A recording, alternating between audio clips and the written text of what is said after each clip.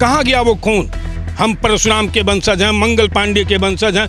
जो बेशर्म हैं अभी तक अपने समाज के हितों पर हो रहे कुठाराघात और अपमान पर आज तक बोले नहीं। चंद्रशेखर 3 दिन का लवंडा है। गृह युद्ध होगा, हम अपने हक की लड़ाई लड़ेंगे। इस तरह के ब्राह्मण द्रोहियों को कड़ी से कड़ी सजा देनी चाहिए। 1 लाख चंद्रशेखर रावण आ जाएंगे, बाल बांका नहीं कर पाएंगे। OTT प्लेटफॉर्म पर एक फिल्म रिलीज हुई है, नाम है घुसखोर पंडित, जिसको लेकर इस वक्त पूरे देश में उबाल है, बवाल मचा हुआ है। तमाम ब्राह्मण समाज के लोग इसको लेकर आक्रोशित हैं, उनमें गुस्सा व्याप्त है कि लगातार आखिर ब्राह्मणों को ही क्यों टारगेट किया जा रहा है। उत्तर प्रदेश के CM योगी आदित्यनाथ के कहने पर FIR भी हजरतगंज थाने में दर्ज हो गया है। लेकिन हमारे साथ बातचीत करने के लिए इसलिए इस वक्त मौजूद है ब्राह्मण महासभा के राष्ट्रीय अध्यक्ष राजेंद्र नाथ त्रिपाठी जी। उनसे भी हम समझेंगे और जानेंगे कि आखिर लगातार ब्राह्मणों को ही क्यों टारगेट किया जा रहा है।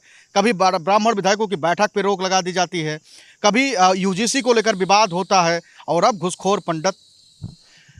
ऐसा है, एक बहुत सोची समझी रणनीति के तहत ब्राह्मणों को अपमानित करने का काम, तिरस्कृत करने का काम, उनके हितों पर कुठाराघात करने का कार्य, बच्चों के भविष्य को रौंदने का कार्य इस देश के सभी राजनेताओं और राजनीतिक दलों द्वारा किया जा रहा है। मैं पहली बार देखा हूं कि इस विषय पर सुश्री मायावती जी का सबसे पहले ब्राह्मण हित के लिए या ब्राह्मण समाज के सम्मान को बचाने के लिए उन्होंने जो खुलेआम ट्वीट किया है, मैं उसका हृदय से और मेरा संगठन और समाज इस चीज़ का स्वागत करता है।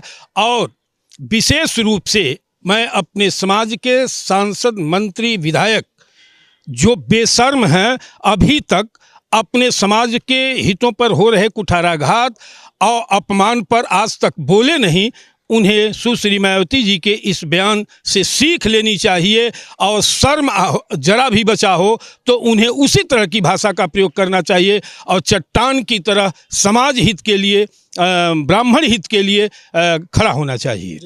किस तरीके से देखते हैं, नाम रख दिया घुसखोर पंडित? क्या पंडितों में ऐसी चीज़ें हैं कि घुसखोर, फलान धमाक, कभी मनुवादी, कभी षड्यंत्रवादी, कभी कुछ और चीज़ों से नवाज दिया जाता है, कभी भिखमंगे कह दिया जाता है? देखिए, इसके लिए जिम्मेदार हम और हमारा समाज है। संघर्ष से ही आज़ादी मिलती है, संघर्ष से ही अपना अधिकार मिलता है, संघर्ष से ही आपकी बात सुनी जाएगी।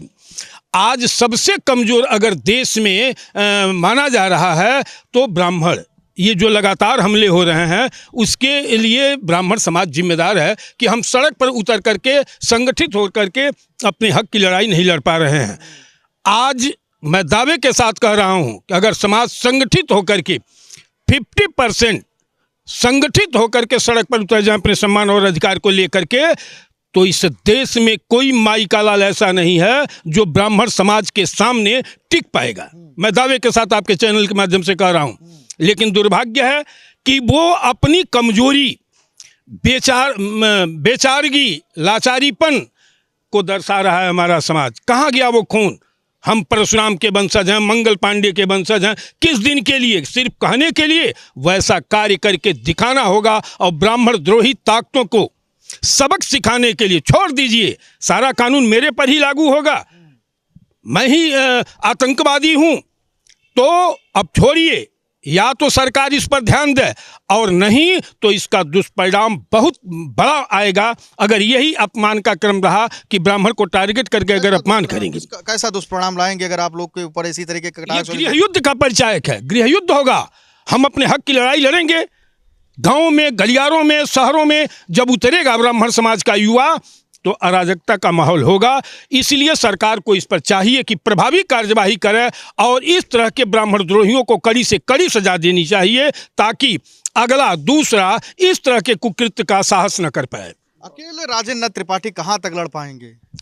अकेले नहीं, राजेंद्र नाथ त्रिपाठी ने लाखों राजेंद्र नाथ त्रिपाठी देश और प्रदेश में पैदा कर दिया है। आप किसी जिले में जाएंगे, हमारे जांबाज कार्यकर्ता आपको मिलेंगे। अभी देखिए कि आज UGC को लेकर के मेरठ में प्रदर्शन होना था, हमारे जिलाध्यक्ष को होम अरेस्ट कर लिया गया, उसके बावजूद भी हमारे साहसी कार्यकर्ता, क्रांतिकारी DM कार्यालय पर प्रदर्शन कर रहे हैं। चंद्रशेखर आजाद UGC को लेकर कह रहे हैं कि पूरा दिल्ली जाम कर दूंगा, किसी की हैसियत नहीं है कि जो UGC को वापस दिला पाए, और अभी सुप्रीम कोर्ट में सुनवाई होगा, उसके बाद हम सड़क से लेकर सदन तक एक कर देंगे और UGC को वापस ला कर। देखिए, वो एक समाज के नेता हैं, वो अपने समाज की बात मजबूती से रख रहे हैं। ऐसे लोगों से हमारे समाज के सांसद, मंत्री, विधायक और नेताओं को सीख लेनी चाहिए ना। ये सीख लें, और जिस दिन सीख आ जाएगी, इनके दिमाग में बात आ जाएगी, मैं दावे के साथ कर रहा हूं कि 1 लाख चंद्रशेखर रावण आ जाएंगे, बाल बांका नहीं कर पाएंगे। राजेंद्र नाथ त्रिपाठी की घोषणा है।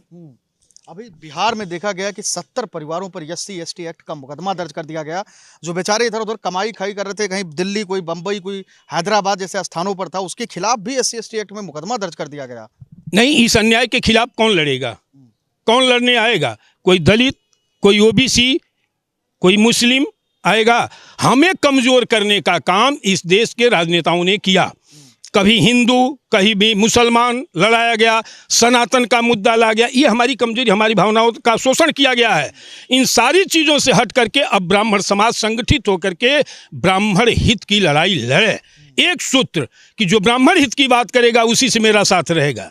जब इस सिद्धांत पर चाहे किसी दल का ब्राह्मण हो, जब ये आवाज़ निकालेगा तो ब्राह्मण द्रोही ताकतों की चूड़ें हिल जाएंगी, और उस आधार पर काम करने की आवश्यकता है। और ये जो बैठे हैं अंदर नेता बने, चाहे दुबे हों, चौबे जी हों, पांडे जी हों, त्रिपाठी जी हों, पाठक जी हों, ये क्या? देखिए, 9-10 तारीख से यहाँ सदन चलने जा रहा है यूपी का। हम 12 तक देखेंगे। अगर 12 तारीख तक सदन में ये आवाज़ नहीं उठी, ब्राह्मण हितों पर हो रहे कुठाराघात, अपमान की बात अगर ये विधायक हमारे नहीं उठाए, मैं भी देख रहा हूँ कि कौन ऐसा ब्राह्मण पुत्र है इस धरातल पर यूपी में कि जो ब्राह्मण हितों पर हो रहे कुठाराघात को मुद्दा बना करके सदन में उठाएगा। अगर ये लोग नहीं उठाएंगे तो पूरा संगठन और समाज को लेकर के लखनऊ के उनके आवासों को घेरने का काम करेंगे, और उनको हम लोग नंगा करेंगे। जो ब्राह्मण होते हुए ब्राह्मण हितों पर हो रहे कुठाराघात पर इनके मुंह पर दही जमी है, आवाज़ नहीं उठा रहे हैं, हम इनको घेरेंगे। जिस तरीके से SC/ST एक्ट का दुरुपयोग हो रहा है और UGC आ रहा, क्या चाहते हैं कि UGC के साथ SC/ST एक्ट को भी समाप्त किया जाए? बिल्कुल समाप्त होना चाहिए। अब उसके माध्यम से दलित समाज जो है वो ब्राह्मणों का, सवर्णों का उत्पीड़न कर रहा है। अब उनको आवश्यकता नहीं है। देख ले, सरकार भी देख ले, और सारे लोग समीक्षा इसकी कर लें। उनकी सुरक्षा के लिए दलित एक्ट लाया गया था। आज दलित एक्ट के माध्यम से पूरे सवर्णों का आर्थिक शोषण, सामाजिक शोषण, चारित्रिक शोषण किया जा रहा है। अब इसकी कोई आवश्यकता नहीं है। खुलेआम देख लीजिए, जो 85 है, 15 का संबंध किया जाता है कि 85-15, तो 85 ताकतवर है, गुंडाई कर रहा है कि 15 कर रहा है? क्यों उनको सुरक्षा? अगर उनको ये दिया गया दलित एक्ट या उनको सुरक्षा सरकारी दी जा रही है, तो 15% सवर्णों के लिए क्या है? किसी भी राजनीतिक दल के एजेंडे में बता दे कि उसके पास 15% सवर्णों के लिए क्या इन्होंने किया है। बेवजह सवर्ण क्यों इनके साथ जाते हैं?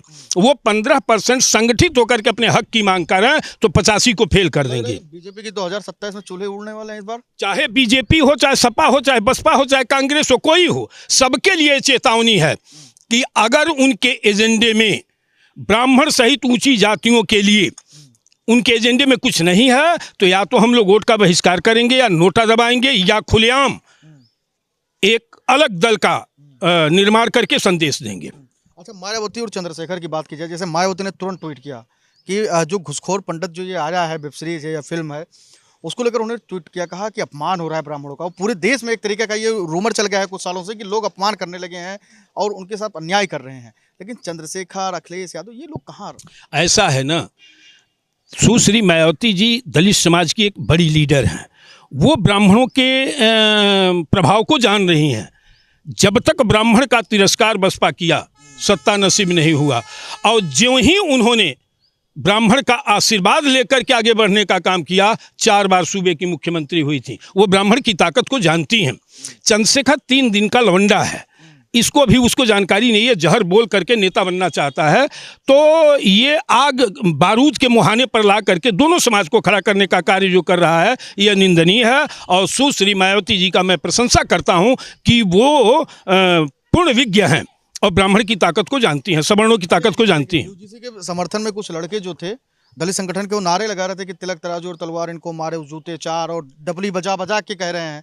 इनको लेकर क्या? ये 2-1% हैं, और मैं इन लोगों को यह कह रहा हूं कि गाँव में जा करके डफली बजा करके आवाज़ दें, या ब्राह्मण बाहुल्य सवर्ण बाहुल्य क्षेत्रों में जा करके आवाज़ दें, तो इनके डफली का राग बदल जाएगा।